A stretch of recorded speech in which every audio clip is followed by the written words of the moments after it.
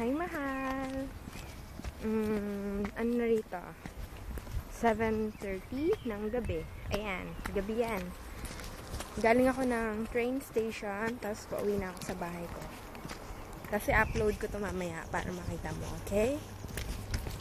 Tingnan mo yung dadaanan ko. Nakikita mo yung straight line na yan? Sa pinakadulo pa yan, yung bahay ko. Grabe.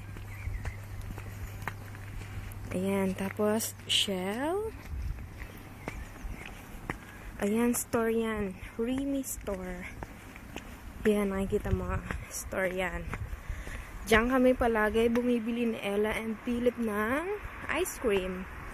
Kasi favorite nila yun eh. Ayan. Ito ako, naglalakad. Yan. Dito ako palagi dumadaan. Mahaba, no? Tapos, pag dadaan ka, kailangan dadaan ka sa may ganyan.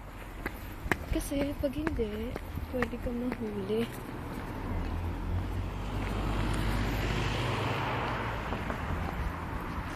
Diba? Diyan. Pauwi na ako.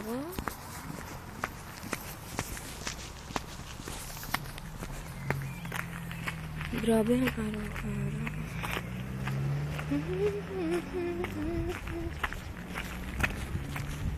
Your mercy with me. Should I stumble again?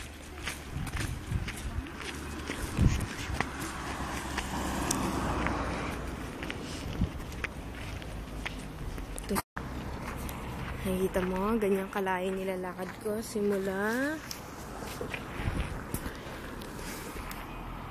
doon sa pinakadulo na tulay na yon hanggang doon nakikita mo yung pulang bahay ay hindi natatakman.